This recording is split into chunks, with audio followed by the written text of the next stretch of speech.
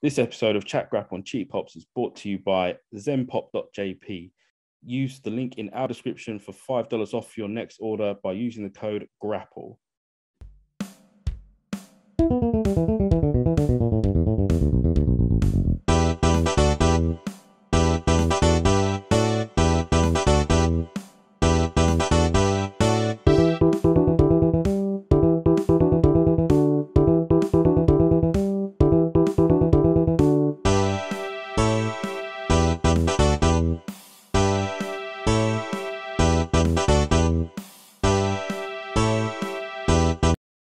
Welcome, everyone, to a very special first episode of 2022 of Chat Grapple and Cheap Pops podcast. I am Chris Dredd. I'm here with my main man, J to the B. How you doing, bro?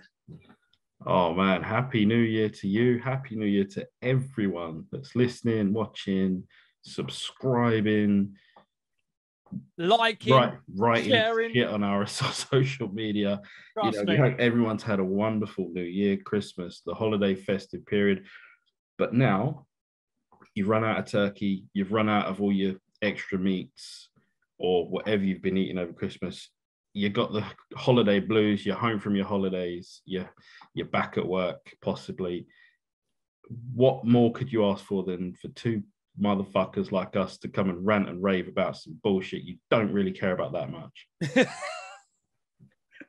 And here we are. Yeah. We are fucking ready for it as well. Yeah, what a festive period it's been.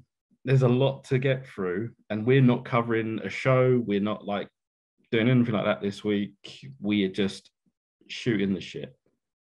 We're shooting the shit, and we had a discussion, but basically, you know, we were going to come back in the new year with a review. We've got the Revolution Pro show that still needs to, our review of that with the UK J Cup that still needs to go out, which will be coming following this one soon after. But will it? It will. Trust me. No, it's gonna, man. It's going out. Anything else? Something else could happen, and could. You never know, man. In this game, things just pop up. But we've had a chat over the festive period, like I say, because we chat and whatnot, and fucking, we've just seen so much fuckery, as you would say, in the wrestling world. It's fucking, it's coming from, the best and the worst. Oh, bro, it's like a fucking orgy. It's coming from all angles at the moment. So, I do have one question before we get to it. Your Christmas dinner. Yeah. Were your parsnips buttered?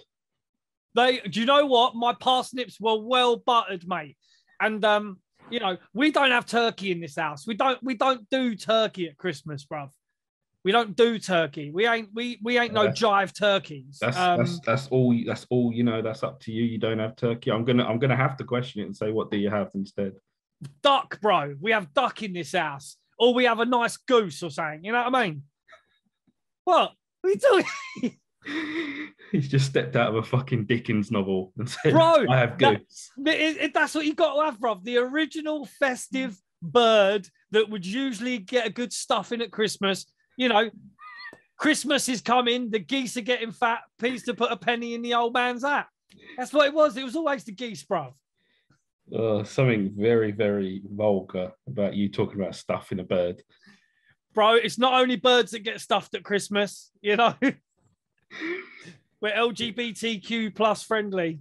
So absolutely. It's not just birds that are getting Anyone stuffed. Can get stuffed at Christmas. Anyone can get stuffed, the good stuff in at Christmas. Heck, we got a bit fucking homoerotic with Bishop and the one just in time. What fun trip that was. 3 hours of mayhem.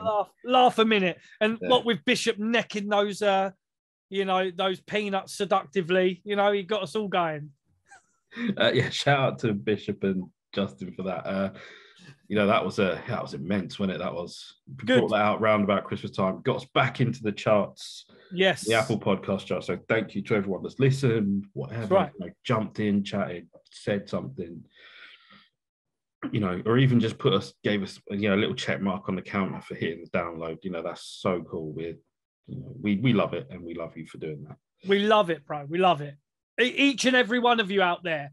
Dankeschön, Messi Baku. Thanks very much. Nice one. Arigato. Arigato. As we jump into, anything, it is, as of this date, it is January the 5th.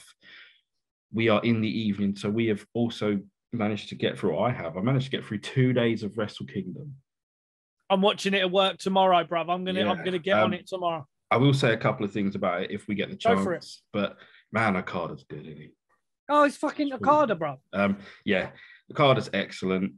He's had 2 incredible nights of Wrestle Kingdom, or days, or however you look at it. But there are a couple of things I've seen, and I'm not too, thrilled about it.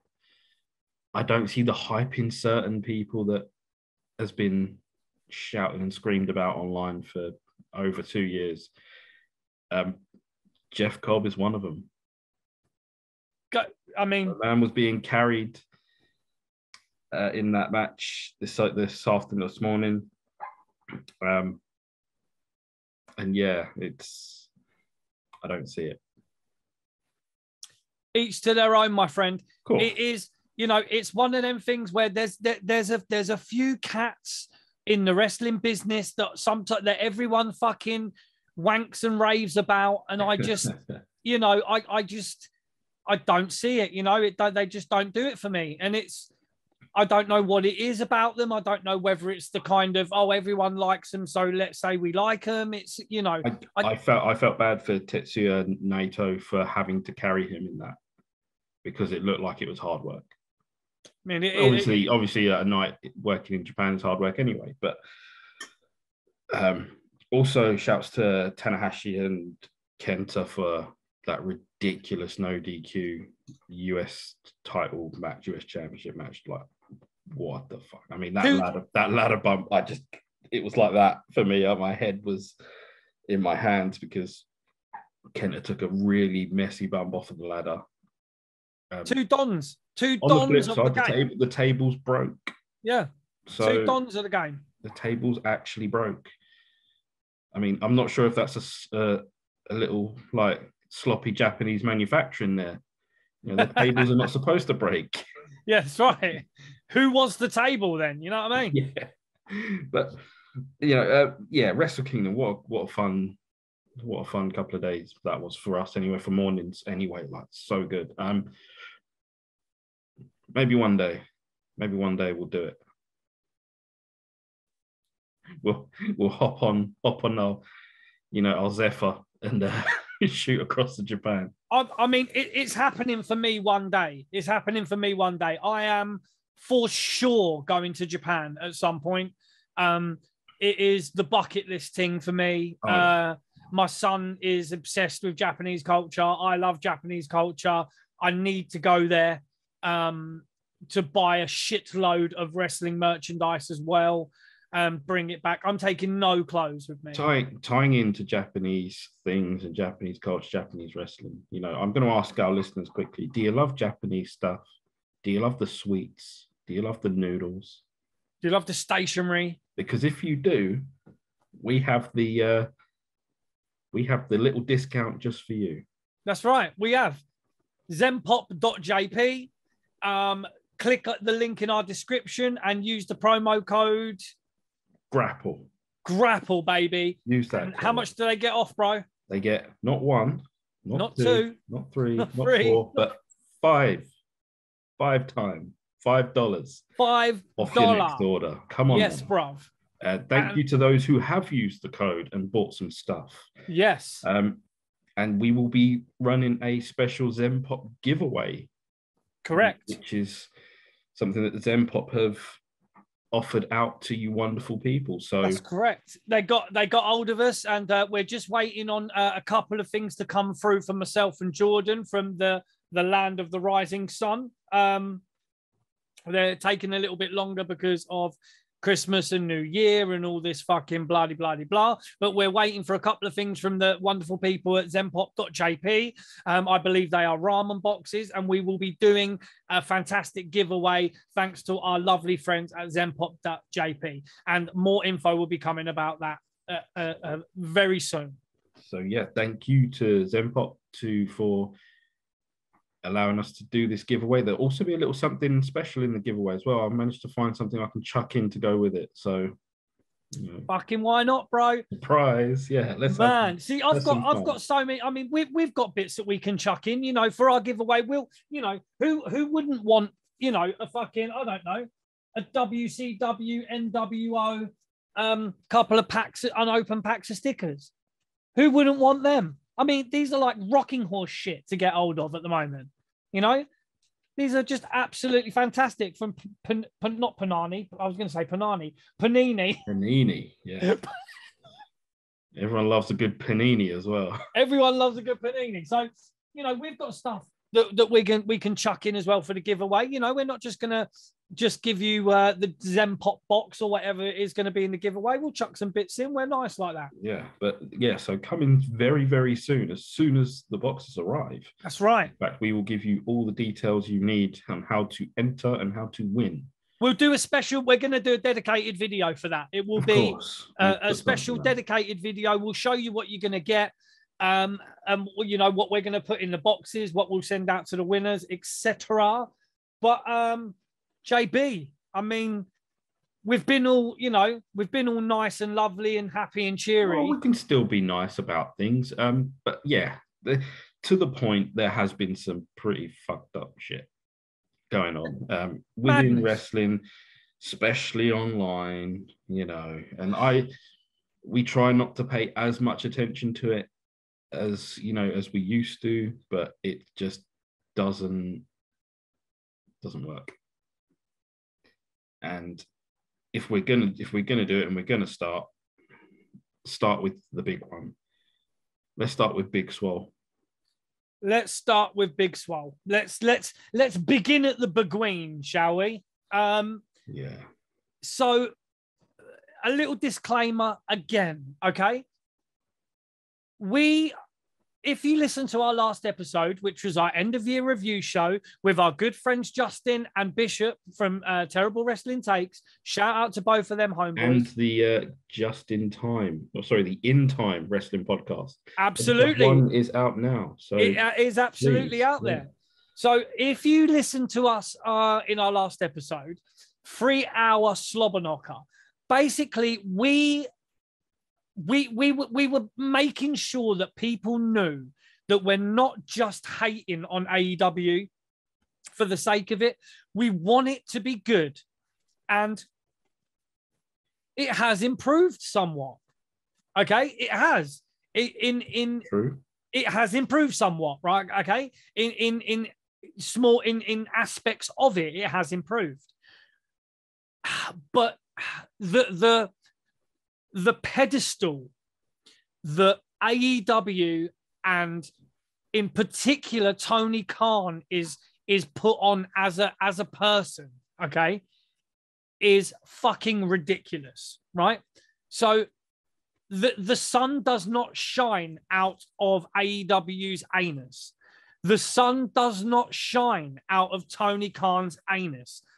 I am willing to bet that Mr. Tony Khan is probably quite arrogant, can be probably quite rude, and by the way we have seen him recently respond in a conference call, which was the Full Gear conference call, when he was asked about a particular question about women's wrestling, and also this situation with Big Swole, he comes across as like a spoiled little twat when he is questioned about anything that he feels, when he feels wronged or whatever, when he's questioned about something, he just fucking comes across as like a little punk bitch.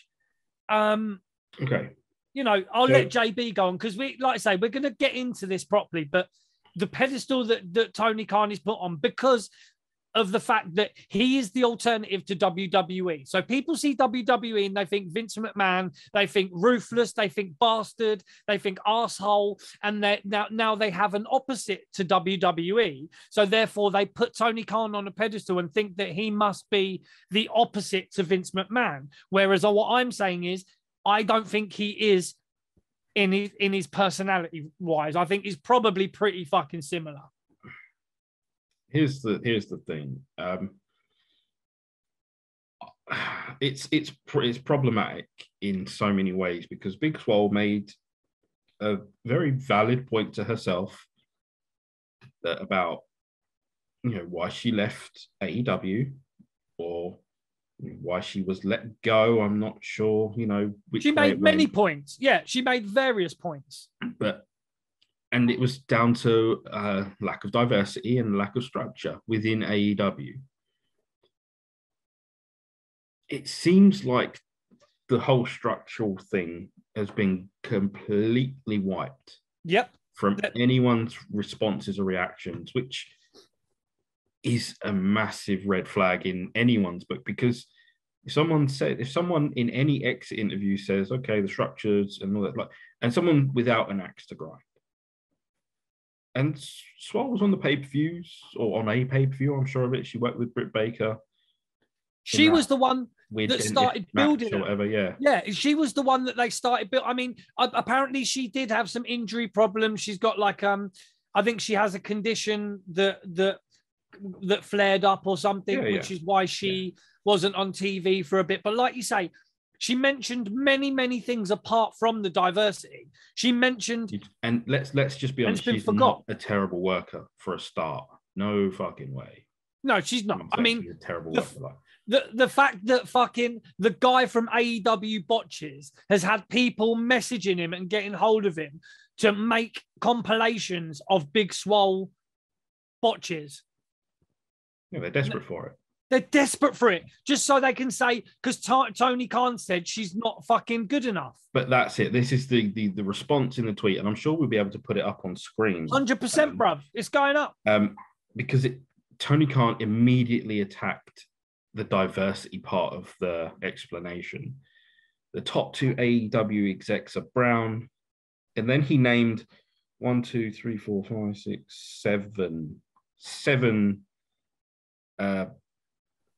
7 black people, I guess, or people of mixed heritage that won on TV that month. I mean, that for me, that is your quintessential. I'm not racist. I've got black friends. I can name all 7 of them. Yeah. Fuck off, man. I ain't in the mood for that sort of nonsense. But I saw it. I looked at it. I started laughing because you knew it was a flimsy defense.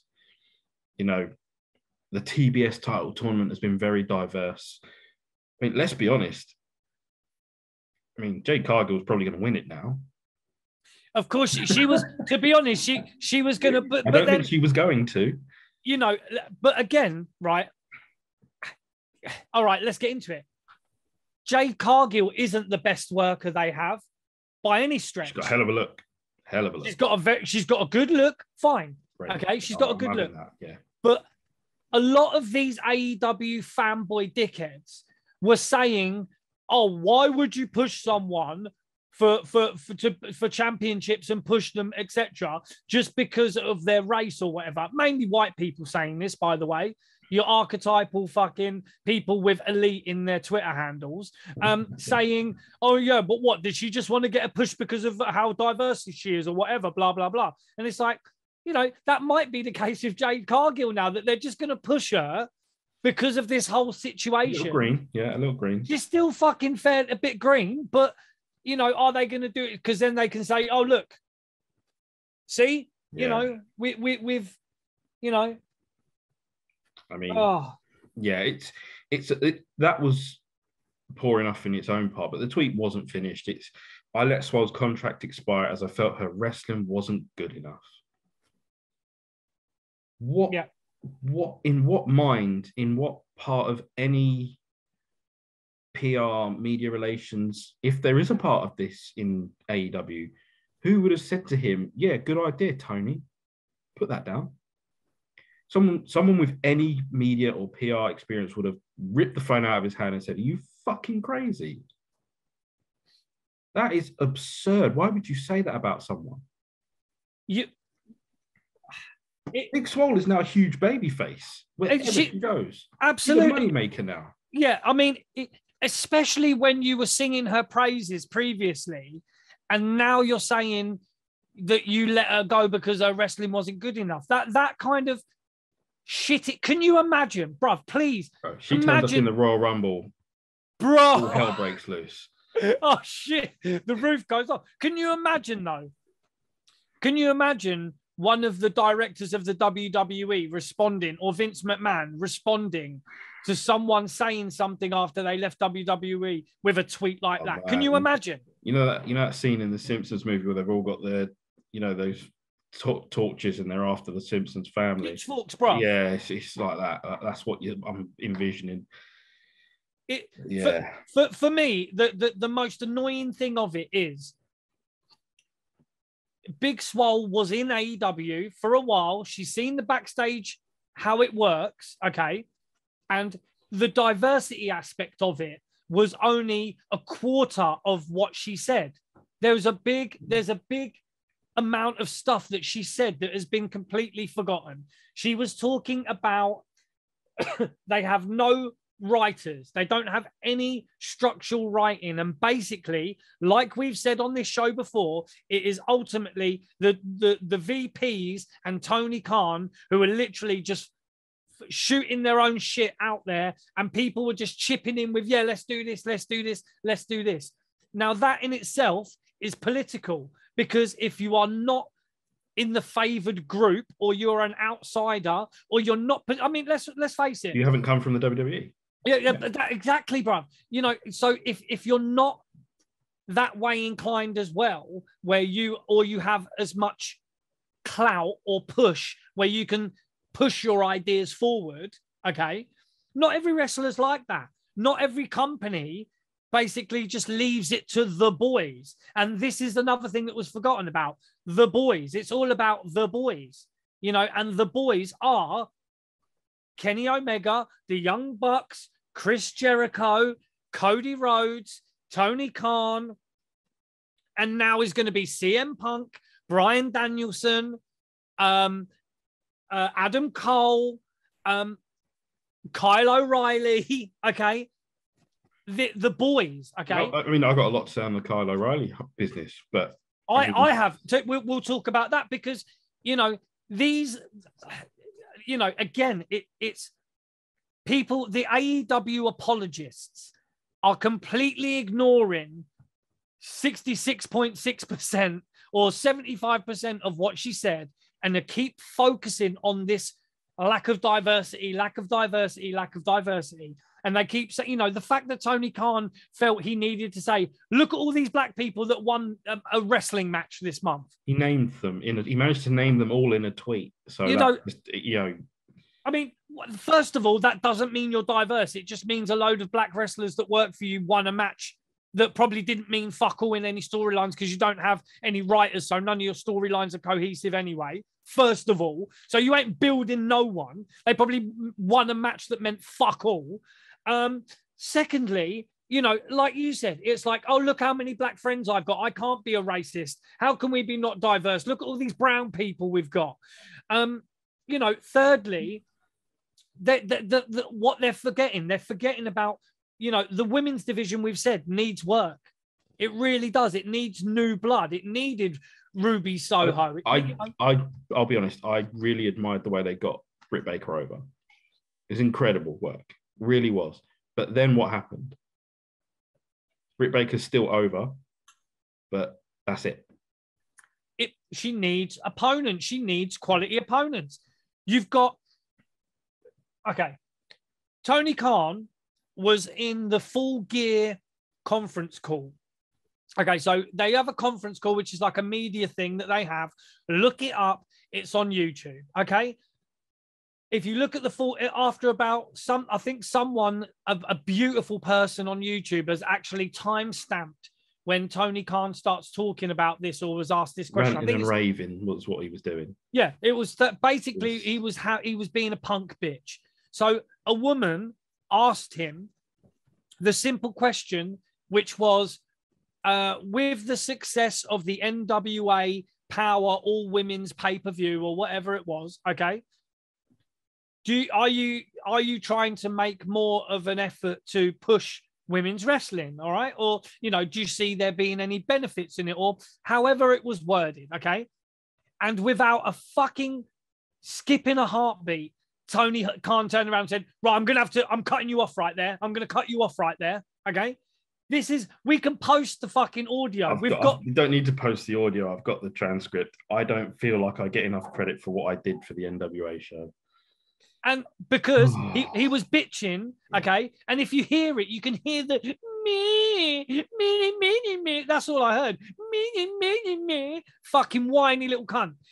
He was basically, okay, he was pissing because he didn't get enough credit, and he wanted to make a point of saying NWA didn't tell enough people that Tony Khan was the one that was paying a lot of the women to be on the show. Okay. He said a lot of the women, all of them that were making the most money, were paid by him. Yeah. And he was pissed because they never told no one. But also what he didn't mention was he poached their biggest fucking star, Thunder Rosa, and took her to AEW, completely poached her up. So it is what it is, bruv. It's called give and take, you fucking bitch. Like, you can't just piss and moan and get upset. Oh, they didn't say that it was me. No one gives a fuck, bruv. You're not. And he made the analogy this is one of his amazing points. It would be nice if you told people because it's a big contribution from me. Does that make sense? Yes, Tony. It makes sense, you little fucking prick. But the problem is, you don't buy. If you offer to buy someone dinner, you don't do it because you want something in return. You want them to proverbially suck you off afterwards. Like he used the analogy, it's like buying dinner for someone and them not saying thank you. No, it's not. It's completely different. I'm sure NWA said thank you, Tony, and the fact that they, you poached Thunder Rosa and now she's on your programming. It's called give and take, bruv. It's how it works in the business. WWE propped up ECW for years, man. Well, and didn't say Paul Heyman on the payroll. I didn't say they let them go on Monday Night Raw, bruv. They let them come onto Monday Night Raw. They said, I've got the pay, bruv. They sent Jerry Lawler to ECW to wrestle fucking Sandman or whoever it was. Like, bro. They sent Jim Cornette. It's the problem with Tony Khan is. He is. I said it in a tweet to in response to Bishop, Terrible Wrestling Takes. Tony Khan comes across as somebody who has never been questioned in his life. No one's ever questioned him on anything he does. No one's ever told him no. No one's ever told him you're wrong. Yeah, and he's never had to really work for anything in his life. To be honest, You talk about, people talk about Steph McMahon and Shane McMahon. I mean, come on, man. Fucking Tony Khan was born with how many silver spoons in his mouth? And they want to talk about nepotism and all that kind of shit, I mean, I don't think it's the amount of spoons that he was given or whatever. I think it's just he's developed in a way that just it's not healthy. He's surrounded by sycophants, bruv. He's surrounded by yes men and surrounded by people who will not question him. They will not give him constructive criticism. They will not, say anything to him for danger of losing a cushy paycheck and for just being able to fuck around and piss around with their mates. It is, the company will suffer ultimately because of that. It is. They will, because only last night on the Tuesday, NXT had their New Year's Evil show. And Bron Breakker, the young Steiner, wins the NXT title. And he has, in the amount of time that he's been on NXT, has surpassed in skill, in ability, everything like that, surpassed a majority of that AEW roster. It's who funny. Who have gotten incredibly stagnant. It's funny, bro. You know, it is amazing what Performance Center can do, isn't it? It's amazing, man. We got tagged in a picture earlier on of Ormas with Kevin Nash and Scott Hall, you know. But it's funny that the AEW faithful were screaming and crying, this isn't like WWE, this is nothing like WWE. When AEW, when it started, their logo was pretty similar to fucking NXT's logo. The whole look was similar to NXT, and they were comparing themselves to NXT as a product. And then they've signed they signed NXT's group as well, haven't they? They've literally just signed NXT's group, and they you know, whatever way you want to look at it, the faithful were talking, this is different to WWE. We're going to build our own stars. We're going to do this. We're going to do that. We're going to do the other. And then all you've done is sign former WWE talent and push them to the fucking moon. And well, they haven't even done that with Kyle O'Reilly. They've signed him. They've put him straight in with a group because, you know, groups are the thing on AEW. Yep. You know, and the first thing they do, instead of pushing him and Fish as a tag team, which they were, you know, great tag team, Red Dragon, all that stuff, or Undisputed Era if you want to go WWE ways. First thing they do is put him in a 6-man tag with some J-Bros against, you know, with Adam Cole, and make it more about Adam Cole, the Elite.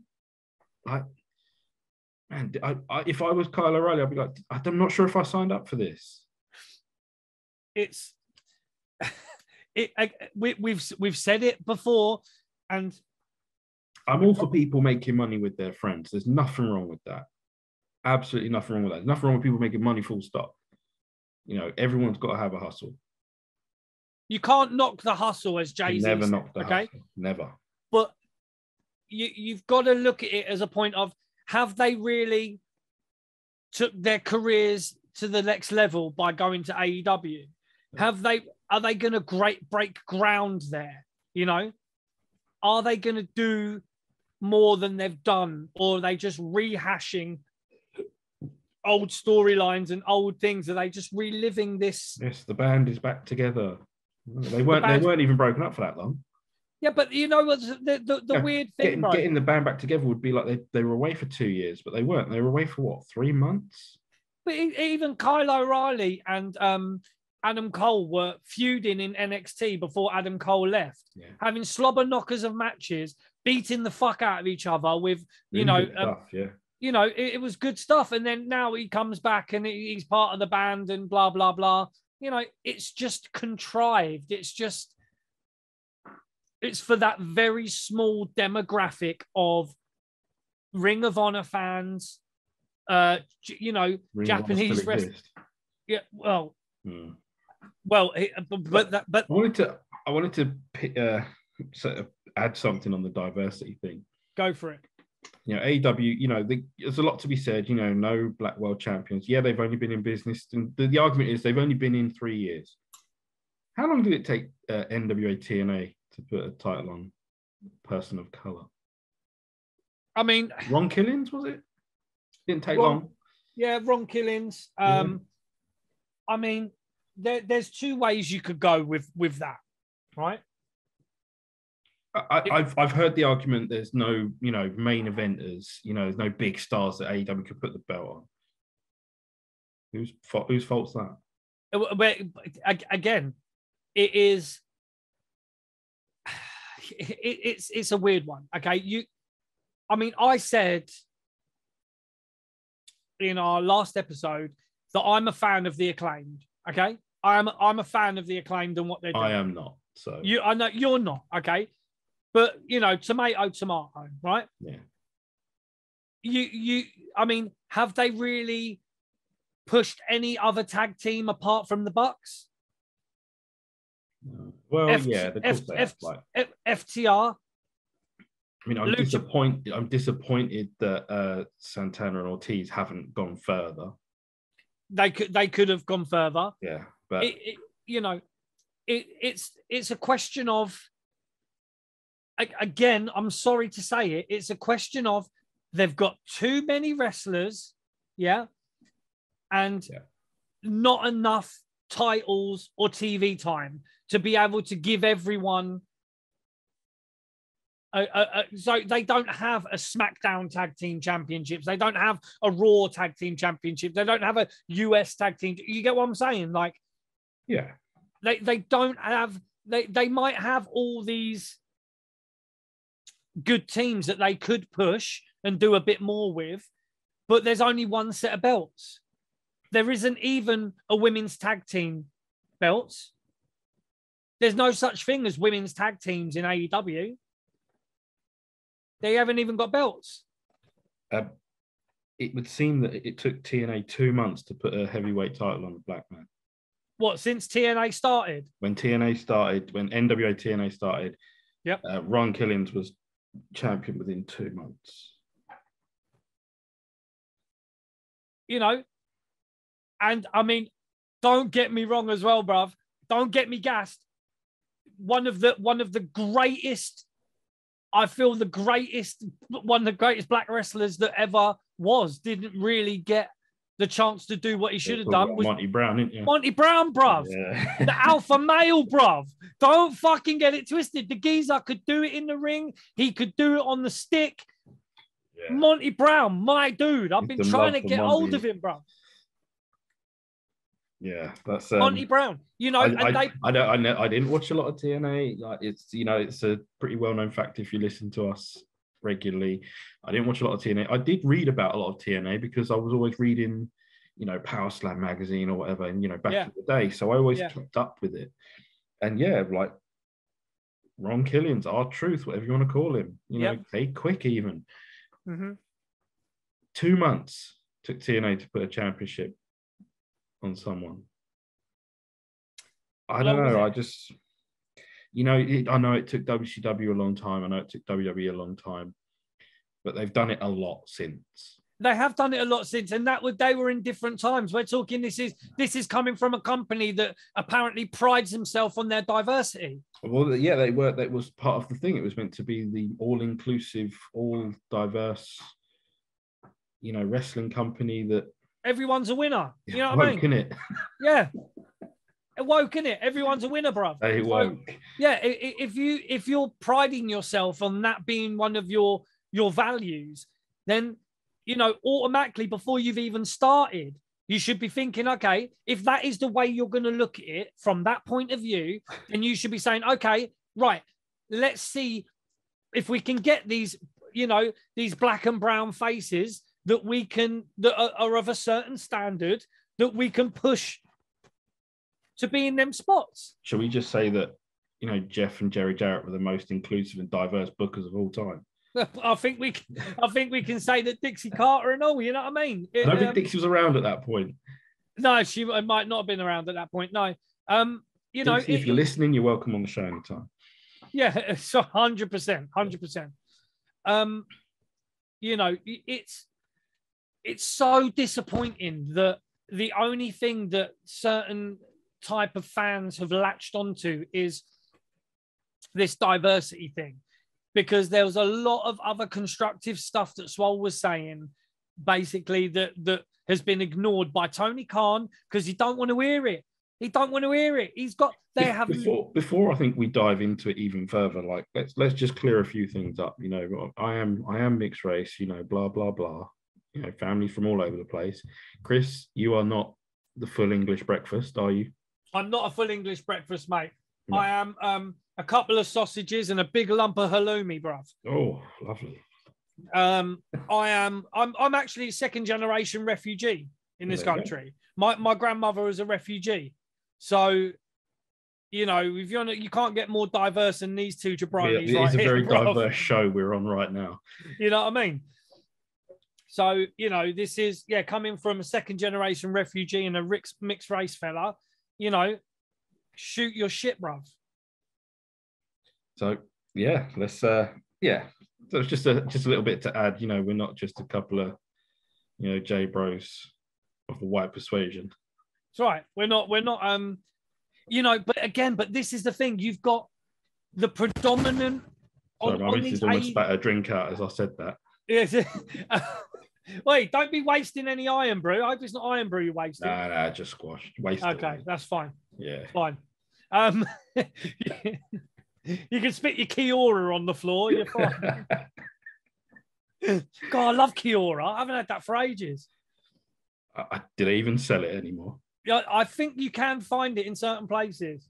But yeah, the certain on these TNA groups, on these AEW groups, and on Twitter, it's a certain demographic that are just latching onto this. Oh, Swole's racist because she just wants people pushed on the basis of what their race is, but they're ignoring everything else she said.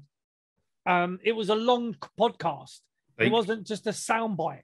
They've ignored completely the fact that a executive of a company has come out publicly and said that this person wasn't very good at their job, which is why they didn't renew their contract. That's like, you just wouldn't catch that in any walk of life. No football chairman or anything saying he was crap, I'm getting rid of him. Yeah. Like, unless it's a nutcase like Barry Fry or something like that. That's right. Like, and I mean, that's an old reference for any football fan, but yeah, the eccentric ones might say something on camera which is a little bit off key or off color sometimes, but anyone else with a real structure, with a real professional, with people to answer to, like shareholders or whatever, wouldn't dare say something as harebrained or as stupid or it's just not fucking out of order. He's got no class, bruv. He's got no class. That's what it comes down to. He is not a classy individual. If you have someone that leaves your organization under whatever circumstances and for whatever we know, all you have to do is wish them well in their future endeavors. That's all you got to do. Just say, look, it didn't work out, and she doesn't work for us anymore. We wish her the best in her future endeavors, and however she feels, we're sorry that she feels that way. Yeah, exactly. That's it. You're sorry if she felt that way. We don't necessarily agree with it. Exactly. You don't have to be a classless prick and come out and be like, oh yeah, well, she was fucking shit anyway. And we've got all these black people. Look, she's chatting shit. Fuck her. It's like, it's a bit of the older, digging out my ex syndrome, isn't it? Didn't even like her. Yeah. She was fucking ugly anyway. You know what I mean? It's on them ones. Utter bollocks. It's utter bollocks. It is a complete lack of class. Money can't buy class. He might be a multi-billionaire, but he's got no class. His dad has, but he will have one day when his old man snuffs it. I mean, he's giving him his inheritance. Chuck it all away on the packet, Yeah, he might on the old beak. Yeah, he might, but money can't buy you class, Tony Khan, and you need some lessons in class. You need a media or PR executive. I'm not putting myself forward for that because well, maybe I am, because I could wrestle that phone out of his hand easy. Yeah, but yeah, like, just chill out. But again, it's Tony Khan, the control freak. He's a control freak. Okay, he literally wants to do everything and be involved in everything. It seems like he doesn't want to delegate nothing. He might not trust everyone to do stuff. I mean, I know he took some of the possible booking power away from, was it the Bucks and Kenny? Well, on paper they never really had it anyway, bruv. On paper, well, I'm sure they had their own say on things. Of course, but what's to say they don't have their own say now? All it says is ultimately he is the executive producer and he has the final say, but they're still going to be shooting ideas at him, and he's probably going to go with a lot of them. Just because he has the final say don't mean he's saying no to people. Yeah. But I mean, that's just a small part of what's been going on. It's crazy. We've spoke about it. We've spoke about the lack of cohesive storylines and all these AEW dickheads, the fans talking about, oh, they do long-term booking, their storylines are great and blah, blah, blah. No, they're not. If you listen to certain journalists, I'm using the Albert quotes, there's books out, the rise of AEW, a rich history and all that stuff. And it's like, it's been 3 years. Is there a book? Please don't pull my chain. and tell me there's a book. I am not pulling your plonker, man. There is a book out.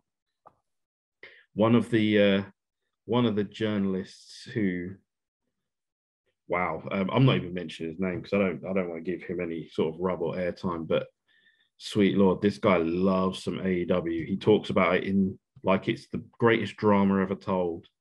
You only have to look up his tweets and stuff.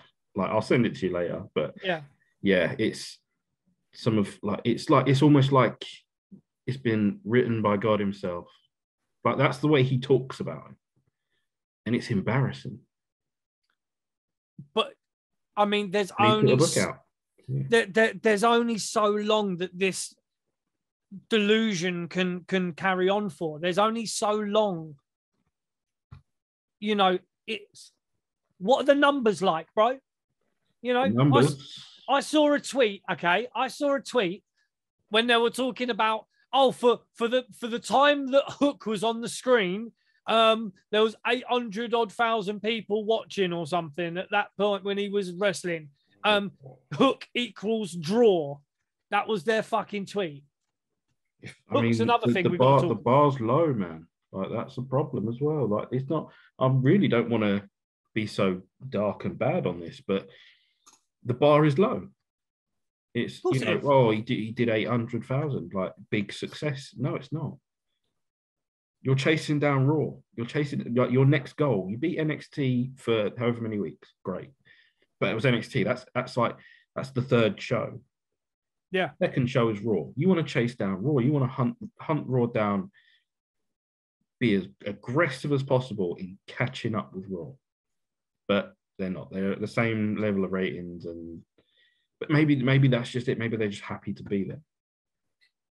Again, I don't think that's what they're striving for. I don't think that they're happy with their little niche, little cult. Every week, Tony Khan should be pissed that he's not gaining ground on Raw. If Raw is as bad as everyone says it is, yeah, and some episodes are awful, some have been getting better. But if it's as bad as everyone says it is, AEW should be catching it. Dynamite especially. Dynamite should be gaining ground on it week after week. And you're not seeing it. So yeah, I mean, Rampage is its own conundrum. They're on a Friday night. It is a tough spot. They're on straight after SmackDown, is it? Or maybe not straight after. They're on after SmackDown. It should be a good lead in for them, but it's not. They did 490-something thousand on New Year's Eve. They're going to blame it on people being out New Year's Eve. It's not that. It's not been that kind of. So we're in a pandemic world. People staying in. A lot of people didn't go out New Year's Eve. A lot of people didn't. I didn't go out. I didn't. I went to a family, so I did have a little rave up in the yard. I was fucking shout out to my brother-in-law, Rich, right? We got to level 7 in Streets of Rage 2.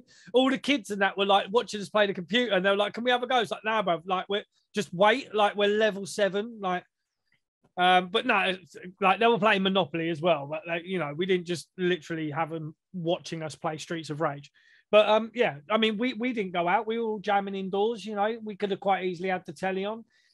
People could have been watching Rampage or whatever. There's so much more to do. There's so much more they could be.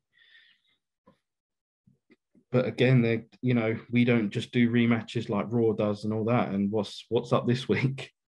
What's up tonight? It's tonight, isn't it? It's Dynamite. Yeah, and what Wednesday. Yeah, and what is happening tonight? It's a rematch from a couple of weeks ago. Yeah. Brian and Hangman, and even that part of it didn't make sense to me. Not surely this soon after. Brian Danielson had his chance, didn't win, didn't beat the champ. He should be pushed down the pecking order for someone else to get their shot. Instead, Danielson gets another shot, and for me, in the story of the booking, because it wasn't the greatest 1-hour match ever, I know people tried to spin that narrative straight away. It was a slow burner that got better as the match went on, but it just wasn't. It wasn't the 5-star banger that some of our journalists might say. The rag sheets, brother. The rag sheets, yeah. and yeah, it didn't interest me in seeing it happen again. I was hoping someone else would get a chance. But they ain't. But again, but they haven't got the infrastructure. They haven't got the array of. I know it sounds terrible, but I was looking forward to someone like Ricky Starks pushing on and getting a shot. Probably not winning, but getting a shot in the main event, pushing Hangman to the limit. You know, dare I say, a person of color like Ricky Starks. You know? Maybe he's not allowed to be in the main event. Because he's brand. They don't let the brand fellas up. Am I tempting fate here? No, but you know, it all comes down to the fact that they don't have the infrastructure to have an array of people being pushed at the same time. They've got one major title. You know, they've got the they stuck the other one back on Cody. I don't think anyone cares about that anymore. No, but do you know what? I'm glad Cody won. Okay, I'm glad Cody won. I'm glad that Sammy Guevara, as much as I like him in the ring, is a PR disaster. Bro, let's get into that quickly. Oh my God, these motherfuckers. Let's get into that, right? Sammy Guevara, right? He had his missus on there, Pam or whatever, a little while ago. He proposed to her on He proposed to her on TV. And then it's come out that they broke up, and all these motherfuckers, all these cucks online were fucking gunning for Ty Conti because they were saying, oh, they're fucking and all that, and that's why he's knobbed Pam off and all this kind of stuff. And it's like, right, okay, hold on. Breathe, Chris, right? These fuckers, okay, why? First of all, it's none of their business what is going on in Ty Conti's or Sammy Guevara's or Pam's life, first of all. And the only reason they were pissed and that they were coming is because in whatever Lapland of their dreams in their mind that they're thinking of, they're fucking bashing one out to pictures of Ty Conti in a fucking bikini that she posts up every single day. And in their mind, they're thinking... You look so vigorously, Chris. Mate, you know what I mean? But they for some reason, they thought that they're in with a shot with Ty Conti. And as soon as they found out that he's finished with his missus and that there's a chance that he's with Ty Conti, they start just attacking Ty Conti, calling her a home wrecker and all this. She had to come off social media, bruv. She had to come off social media because these fucking cucks. You know when you're at school, yeah? And the bird that you fancy... That's the bird whose hair you pull and chase around and poke her with sticks, yeah? Because you fancy her. That's what these fuckers were done. They all fancy Ty Conti and they think they're going to give her a stuffing like a Christmas turkey. And they were pissed that Sammy Guevara's in there smashing the granny off him. Goose, you got what I mean? He's smashing the granny. It is out there that it seems like they are an item. Good. But that's nobody's business but their own. However, Sammy is a bit of a PR nightmare. Of course he is. Having a championship on him at any time seems to be a little bit foolhardy because he's young, but he's young, bruv. He's going to make mistakes. Of course he is, but he's got he should have some guidance there, bro. What are these old timers in AEW? What are they doing? It's not down, it's not necessarily a thing of what are they doing. It's this thing of, he has his own vlog and everything like that. He probably doesn't care. He's probably, I'm doing me. I'm doing my shit. Well, okay, that's fine. Be authentic, okay? We're not saying... I sort of hope Jericho might have him under the wing and... But that's my point. That's my point. Be authentic, fine. A life doesn't need to be lived across your social medias. No, but it is nowadays for all the but... It was, for me, it just was ridiculous. The fact that Ty Conti had to come off of social media because of the abuse she was receiving from people, because Sammy Guevara came out and said that he broke up with his missus in October, and everyone through the rag sheets or through whatever had put two and two together that Ty Conti and Sammy Guevara were together, and they just got pissed at her because now she's not available. Now, in their heads, she's not available. The psychology of it is they thought they were in with a shout. Well, let's help them out. Hey, bro, if you're listening, whoever you are, she was never available to you. She was never available. It's like going into Hooters and thinking you've got a chance with a gyal them in there, bruv. Bro, you ain't smashing a Hooters chick, bruv. Bro, you are not smashing Ty Conti. It's not happening, bro. Those pictures that she puts on her Instagram and her Twitter and all that, bro, it's like, it's clickbait, blood. Don't get, oh, mate, it hurts my brain. It hurts my brain that she had to literally shut her social media off because of these thirsty. So let's try and help your brain. Cody Rhodes is the champion again. Good, great. I mean, he seems to be universally hated. It's good. It's brilliant. I mean, I don't even think it's heel heat. I genuinely don't. I think it's like, oh, you fucking suck, man. Like, you're boring heat. But we spoke about this before, and we said we need to turn heel. Yeah. We said he still hasn't turned heel. Yeah, but we said the best thing that they could do in AEW is put the strap on Cody, and everyone would hate it, and he would automatically just become a heel. They put the wrong strap on him. They did put the wrong strap on him, but it's a strap nevertheless. However, I mean, I'm just hoping there's room for a Go-Go to jump back in there and lay him out. Instant babyface. But the thing is, again, they're trying to heal. They tried to heal a Go-Go because he's British and they wanted him. He was a heel in wasn't he? It's a very old school sort of tactic. Oh, he's foreign. Yeah. Fuck it. USA. And you got Cody with that ugly fucking tattoo on his neck of the red, white, and blue, and it was the whole American Nightmare and all, but yeah, it's a very old school booking thing, know. Did you watch day one? To be honest, mate, I have tried to save up a few things to watch because I'm going back to work tomorrow. So for the rest of the week, I mean, I know half the week off. Of course, bruv. That's it. I'm Tony Khan, bruv. I am the boss. I can do what I want. So, fuck it. No, what it is, my son don't go back to school till tomorrow. So my kid's still off school today. So I obviously took the day off today, and then I'm going back tomorrow when he goes back to school. But no, I know what happened. Obviously, they're pushing towards a Brock Lesnar Bobby Lashley match, which is fine on all accounts. Fantastic both of us. How diverse a match like that. Wonderful. Bearing in mind, Brock did win the WWE Championship from Big E. Again, very diverse. And yeah, like I couldn't believe the hate that was going around for Brock winning that championship. Like, Brock is money. Brock has been a wonderful babyface on SmackDown. And the minute he jumps across to, out of necessity for him to work that entire show because Roman was off with COVID, they needed Brock on the show. They wanted Brock on the show, so they put him in the 5-way, had him win the whole thing. I was surprised to see the hate for one, Brock winning, and two, the fact that the minute as Brock had won it, all they're doing is cutting to Lashley staring a hole in Brock. I'm like, this is fucking good. This is a match we've wanted to see for years. Imagine a 3-way though. Brock, Lashley, and Big E.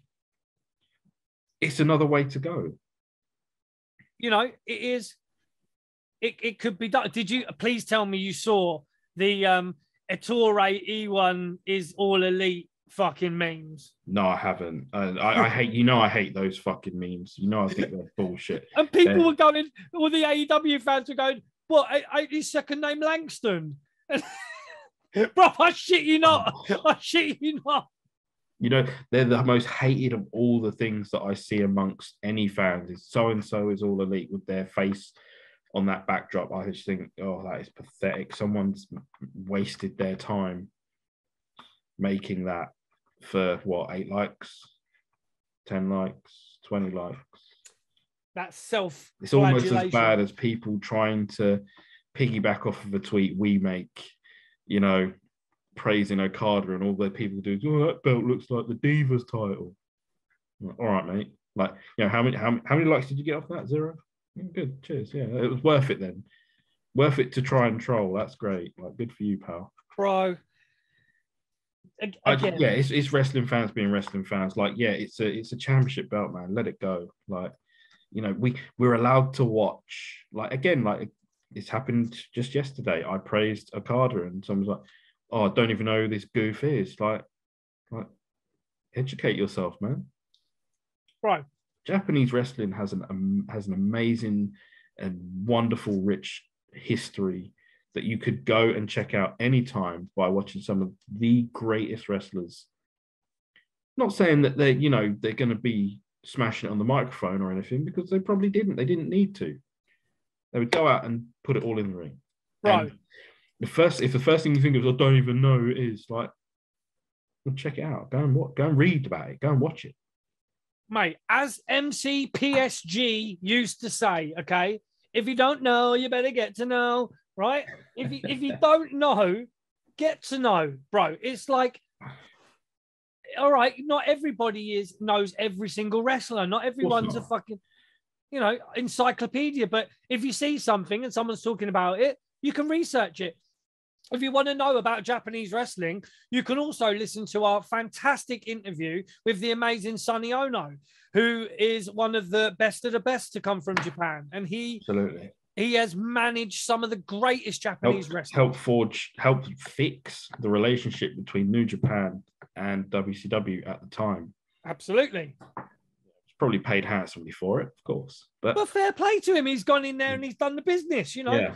And he's a thoroughly bloody nice bloke. So listen to our interview with Sonny Ono. We talk a lot about Japanese wrestling and a lot about the Japanese female wrestlers as well, because they're cracking as well. Yeah. Stardom had their match on Wrestle Kingdom, which was, historic in its own right. And I it bugged me a little bit yesterday that people were piggybacking off of us, praising something and saying, "Oh, I don't even know who it is." Like, no one fucking cares what you think, mate. Like, it's right there. All you have to do is go and look up one YouTube video. It doesn't even have to be. It doesn't have to be of anything of Okada or anything. It could be something from the 90s. I mean, which is a great era for Japanese wrestling for me. Anyway. Yeah. Go see what Jushin Liger was doing. Go and see what Kobashi was doing. Misawa. Misawa, Kenta. All of mate, people are allowed to like more than one wrestling company, and apparently that seems to be a massive problem within this wrestling community, which is on the internet, which is fucking sad. You cannot praise another company. You'll never catch someone with the word elite in their name praising another company just because they are diehard, hand on heart, we the people bullshit for AEW. And the same with the WWE fans. It's the same, I'm sure with Impact fans, however many there are. See, if ROH had any fans left. Yeah. Well, I mean, there's talk of, people like maybe Danhausen being signed by AEW. I mean, to quote anyone like on this, to quote Roman, where does it move the needle? Where does signing Danhausen fit into your shows? Are you going to start having 20 minutes of comedy in your shows?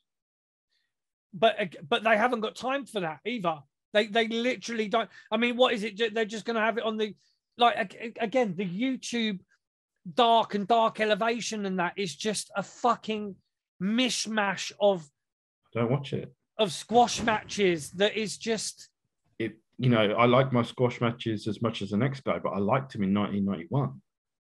Well, yeah, if they were serving a purpose. Yeah, I liked, if Vader was smashing up two jobbers at once, it was great. But now, it's a little bit different now. It's a little bit different because the people that are getting squashed on these shows are, sadly, people who are working in that town and are a bit of a name in that town. And I really don't think it works for them, like, to be squashed in 2 minutes when they've got to go main event a local show and people will have seen it. Bro, we have said this and we have had it said on this show. Hell, we said it on Good Cop, Bad Cop. I was going to say, said it on Good Cop, Bad Cop. AEW is killing independent wrestling in a way. They need a school. They need their own school, not the Nightmare Factory, because that's its own thing. But like, they need their own version of a PC. Have these trainees.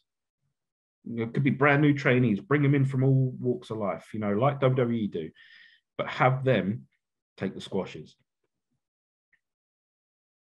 Not someone who's, meant to be working a main event in 2 days' time in their local area. Because that doesn't against someone who's against probably another real big name star. Yeah. Like what has been happening. They're killing the independent scene just to kind of put over their guys. The paycheck must be good, man. To go out and do 2 minutes and job, like, it must be pretty good for an independent wrestler to go out and do it. Because the exposure is fucking slim. I think I read something online that AEW lost $7 million last year. Pocket change. I mean, that is pocket. But it is and it isn't though. I mean, $7 million is a lot of money to someone who hasn't got $7 million. True. You get what I'm saying? Like, but it's pocket change to a couple of people who own the Jacksonville Jaguars, own Fulham FC. Fulham pretty doing okay in the championship. They are heading towards the Premier League. If that comes off, it's more money, isn't it? Yeah, I mean, they will get promoted, I'm pretty sure. I don't know, man. That's it. That remains to be seen. We're halfway through a season, and whilst Fulham got off to a flying start, they are being caught. Bournemouth, Blackburn, and the rest of the crew are hot on their heels, and I find that funny, like as hell. But if AEW come to the UK, it's probably going to be at Craven Cottage. I would say so, and that is not far from where I work. So yeah, West London. So yeah, it seems like it will be Craven Cottage. It has been mentioned once or twice. And bro, it's not the greatest stadium. No, but the thing is, though, we'll probably more than likely go. Of course. It's a no-brainer that if AEW come over to the UK, me and Jordan will be there, foam fingers in hand. We will be there. This is it. I went to see Fozzy towards the end of this year. Saw Chris Jericho. He didn't sing because of his this medical issue, but the rest of the crowd sang, including myself. You can see that video. I might even post it on YouTube. Yeah. But yeah, it's we're fans. We're wrestling fans. We are wrestling fans. We will support wrestling. Maybe the worst thing ever was people pulling the curtain back. Maybe. And we can only blame one or two people for that, for starting that trend. Your mate, innit? My mate. Yeah. Rhymes with Schmave, like Delta. Schmave Delta. Yeah. Right, brother. I mean, yeah, yes and no. I mean, yeah, the death of kayfabe has definitely killed the air of legitimacy and any air of legitimacy that wrestling had. Yeah. It completely has, I mean, even Hacksaw Jim Duggan and the Iron Sheik being caught in a car with drugs on them killed kayfabe to a point. That's started it. So things like that happening, Vince McMahon coming out and saying it's entertainment because he didn't want to pay the athletic commission fees. There's a lot of things that happened over the years, but you got to do what you got to do. This constant peeling back of the curtain, it's annoying. And now you've got but the thing that annoys me about AEW is they keep like mocking kayfabe and just being completely open and just literally like showing light all over the place. And then they try and be legit, where you've got people like Thunder Rosa and Maki Ito online, like cussing each other, trying to build up a storyline and all this, like it's legit. And it's like, you've done everything, and they've got the ratings and all that, the rankings. And it's like, you do everything on a daily basis to fucking try and disintegrate kayfabe and just, make it so it's kayfabe's dead. And then on the other hand, you're trying to pretend that it's all legit and we should believe. We don't believe. No one believes. Your storylines are not believable. They're not. They're not good enough. You know, It is what it is. It is what it is. You know. But we move on. It's 2022 now. We made it this far. Talk about Hook for a sec. Let's talk about Hook. Hook no sold moves, and I did not enjoy it. But he wasn't just no selling moves. He was no selling moves from a fucking guy 100 pounds, bigger than him. And and then you had Taz doing this breakdown of, oh, look at his technique, and they had the pens, where he's like got the arch into the back. Oh, this is the technique that he's doing, bro. And then you had apologists online talking about, oh, no selling has just become a part of wrestling now. No. It's like, well, no, if you're watching a fake fight, that you want people to understand that it's a fake fight. No selling was reserved for Sting, Hogan, and Warrior. And fucking Hawk. And that was it. I'm not sure if Hawk was meant to. No, but that was the only thing we will allow is Hawk of the Legion of Doom to no-sell pole drivers. Same sort of sounding name, yeah. But yeah, the moves he was no-selling as well. They're like pole driver moves. Yeah. That he's selling, no selling. And, shit. It's... Look, how many times have I said it? I said it early on when we started this whole damn thing. We can't buy what you don't sell. That's right. That statement thing will be truer than ever, as wrestling continues. But I cannot honestly believe that someone like Hook, who's got a look about him, fine. He's probably been training for a long, long time. Who knows? But you got to sell that shit.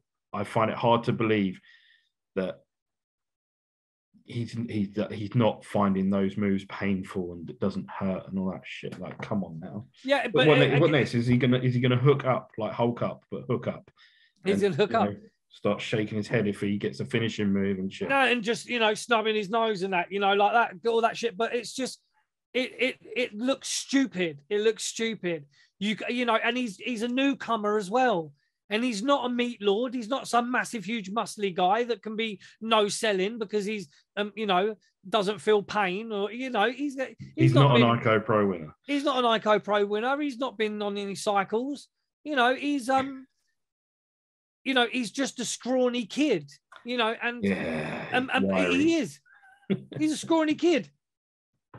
And people have come out and said it. People have said, all right, it was Disco Inferno that said it. So everyone's come out and all the AEW fans have come out and jumped on him and attacked him and all that. But is he lying? Tell me the lie, bruv. He said he's a green kid. He's a scrawny green kid. Yeah. And you're having him out here no selling moves from someone who's almost double his size. Where are you going with that, bruv? But again, people are lapping it up, bro. They're lapping it up. This demographic is a weird section of even a smaller section of the original AEW fan base that are lapping that up and cheering every last move, which is fine. He's over. That's great. He's over. But why is he over though? Not sure. That's what I'm trying to say. Why is he over? He was over before he stepped foot in the ring. Exactly. Because which is fine. Yeah. It's all good. Like, if you can get yourself over without laying a single hand on anyone, you're all right by me. That's great. Has he said anything? No, he's offered people sweets or something. He's a sweetie man. He's a sweetie man. Well, he's giving people Werther's Originals, nonce nuggets. Yeah. I'm not sure if they were Werther's Originals, but I'm sure he was handing out like every now and again he'd offer someone a sweet or something. I don't know. Like, he's offering people sweets. Has he got puppies in his car? You know what I'm saying? Yeah, it's one of those. I'm like I said, someone could come out and be over by not doing anything. Like that's striking gold. But you've got to build on it, though, haven't you? Yeah, you've got to build it with something. wouldn't necessarily have put him in matches where he's not selling. I wouldn't even maybe put him in a match at all. Like, just let him attack someone after one of his teammates wins a match and put him in the Taz mission or whatever. Like, just, or show off his suplex skill. Bro. Otherwise, he's going to end up on Dark. He's going to end up on Elevation, and no one's going to care about him in 3 months. Who was it he was wrestling last? The big fella. I can't remember his name now. It's escaped me off the top of my head. But the big fella, he had in the Taz mission, bro. He couldn't even link his arms. He couldn't even link his hands because the guy was so big. Okay, and he couldn't get his legs all the way around him and hook his legs together when he had the Taz mission on. So you had him beating, like I say, I get you're trying to push him. They're clearly trying to push him. But having him no selling moves and having him breeze over people that are almost double his size, what are you trying to sell to people? Because we ain't buying it. What are you trying to sell? You're not. It doesn't make no sense.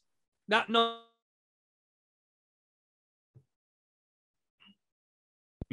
see how it goes.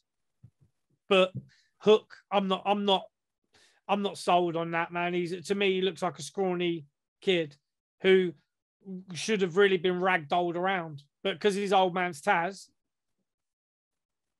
Yeah, that's exactly it. That's where it is. But Taz has obviously got some serious sway in the office. Of course he has. And that's fine. Because he's got Team Taz and all that as well. And let's see where it goes. We'll see. Yeah. Have you got anything else to add to this this quick jump really into anything? We didn't plan this at all. So no, we just saw a load of fuckery going on this week. I again, but again, I'll tell you something I really enjoyed with AEW. Shall I? Go on. Let's finish on a fucking high note. Max Caster, okay? I love his gimmick. I love it, bro. Did you hear his rap? Dead lyrics, fam. Dead lyrics. Nah, bruv. It was, he's talking about you hang with Sting, you've got a daddy kink, talking to Darby Allin, and he was saying about you're just a little prick like the booster shot. And also he said, we're putting you away like Ghislaine Maxwell. You know what I mean? Coming with them lyrics, brother. Obviously, I could kill him in a freestyle rap battle. Let's not even get it twisted. We may have a new theme tune as well, bro. I've got to chat to you on the sly about this. Okay. Because we're obviously any regular listeners to the show will know that we use the RIP, the Owen Hart 8-bit thing. 8-bit, yes, 8-bit. What did you think of the Owen Hart Cup thing? I don't think it's 100% necessary. It's a nice thing. It would have been nicer if it was called like the Owen Hart Breakout Award or something like that. I don't think you need to have an Owen Hart Cup with, and calling it the Owen and everything like that. It's a little bit too much. A little bit, yeah, for me. Like, that's just how I feel about it. It's not like a massive representation of a whole group of people. It's not. It's just sure. Me. Yeah. And I'm not 100 entirely getting comfortable with it. I'm with you on that. I'm not 100% comfortable with it either. I don't know what kind of a place it comes from. As much as I wouldn't be comfortable if they did it in WWE today either. But it seems to me that something that I would enjoy. That AEW are doing it as kind of a two fingers up to WWE kind of thing. Yeah, it doesn't. And that's why it's like when you've got other wrestling content creators doing, wrestlers that have died in 2021 videos. On a YouTube vid. Oh my God. Yeah, no, I remember seeing that. I think I pointed out to you. You did? No, but there's more. There's other people that are doing them as well. if you're doing that for clicks and for hits and for video, like for hours watched and all that shit on YouTube, like you need to pack it in. Like it's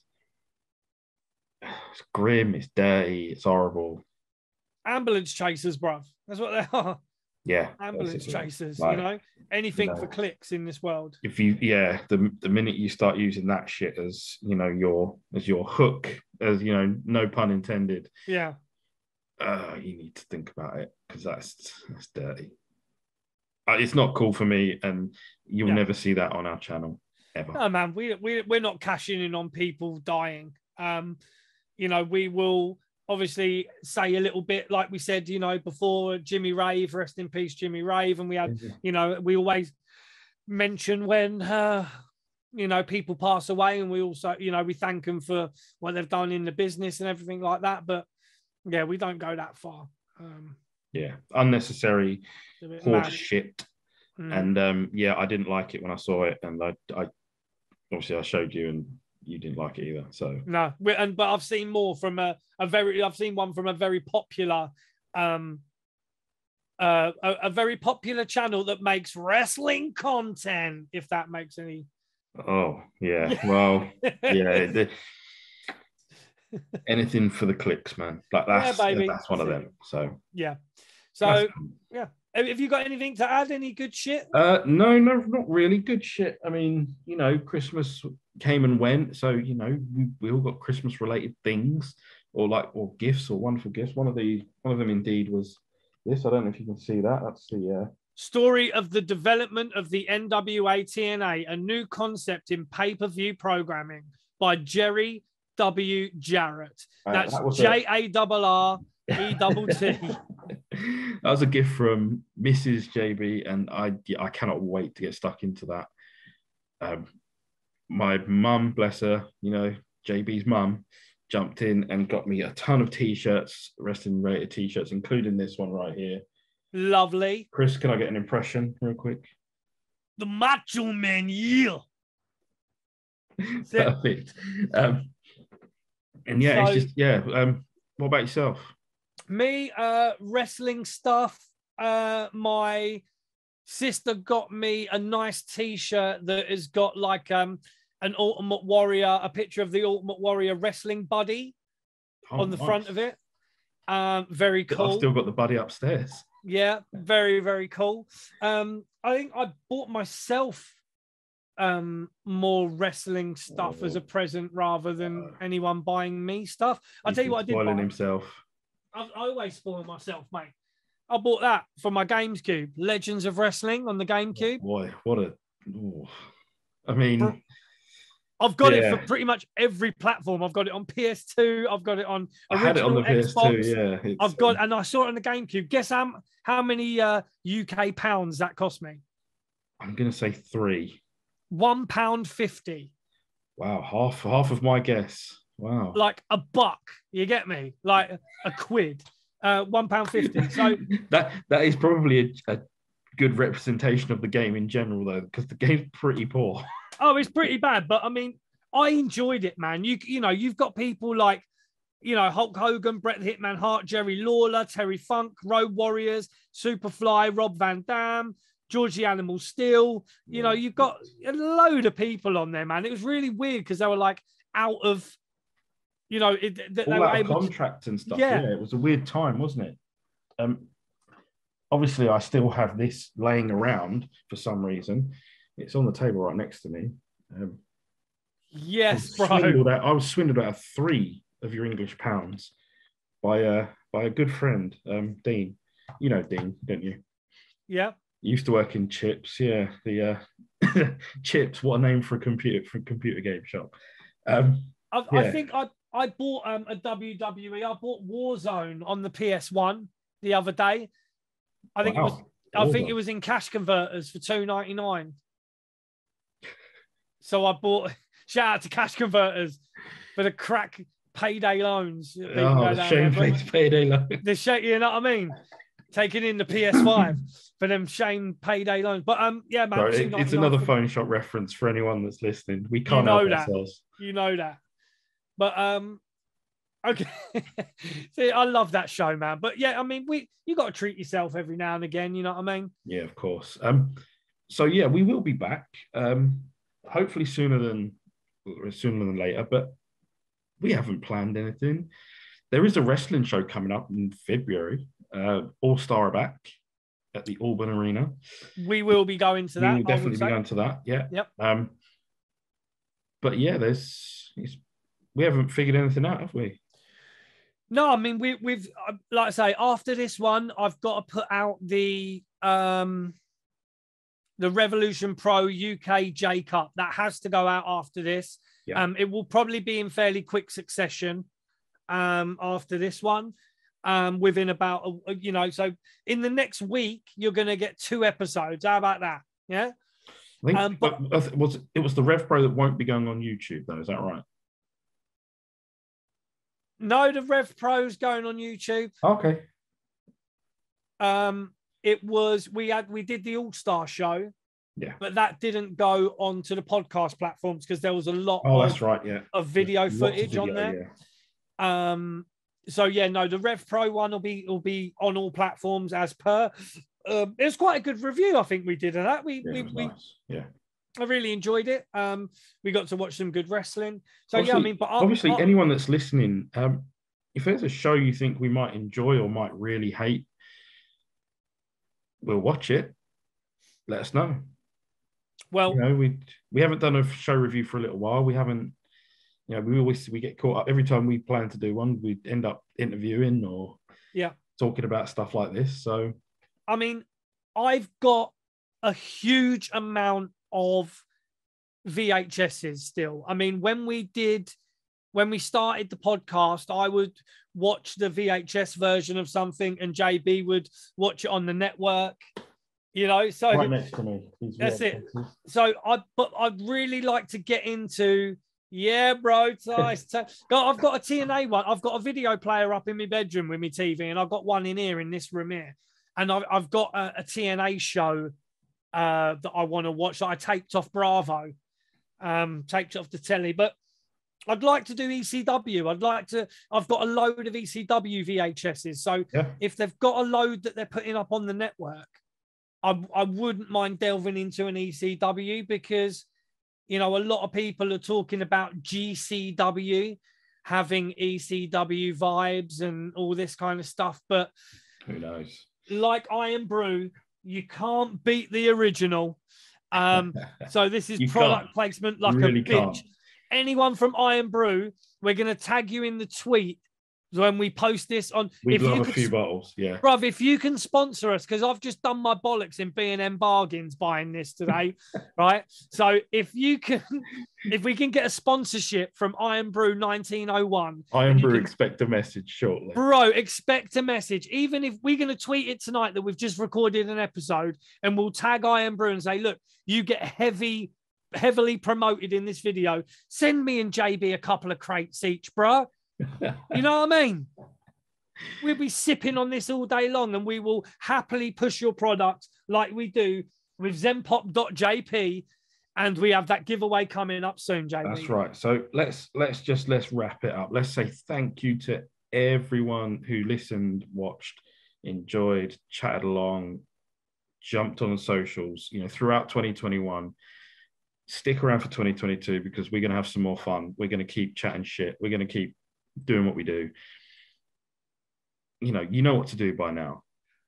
It's, slap Chris's bell all over the place. Slap the bell, subscribe, like, we're on share. a big 700 number on subscribers. We could do with a few more.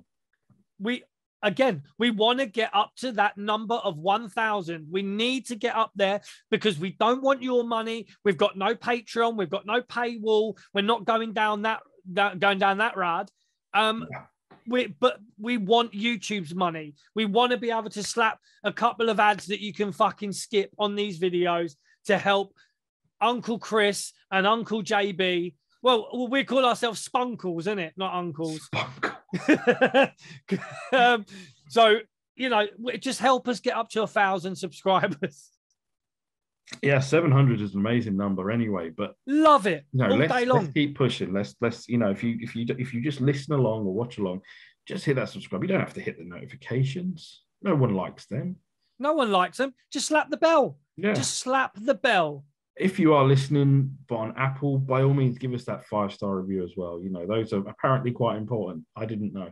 No, I mean, I was unaware, but we're on Podbean, Spotify, Deezer, Castbox, Apple Podcasts, Amazon Podcasts. We're on Google Podcasts. We're on fucking every podcast platform imaginable. So please like, subscribe, share, download. We're over 3,000 downloads or whatever at the moment. Thank you very much for that. We love it. We couldn't appreciate it more. And which is why we're going to start doing these things like giveaways, like an actual giveaway, not one we've talked about for ages and hasn't got off the ground yet. This is a real life sort of giveaway that Zen Pop are getting involved in, and we cannot thank them enough either. So $5 off your next order. Use the code GRAPPLE. Link in the description. Absolutely, yeah. You'll find the link down there. Down where? Down there. And yeah, you'll get yourself some sweet Japanese stuff. And get $5 off. Yeah, absolutely. And we can't, what more can we say apart from thank you? We love you. Stay safe, stay chill. Have a great start to 2022. IBJB. Next to me is the best Chris in all of wrestling podcasts. I say it most times. I say it again today. Chris, thank you. Let's get at it. Let's do 2022 the right way. Cheers, brother. Thank you very much, everyone. Take care. Peace.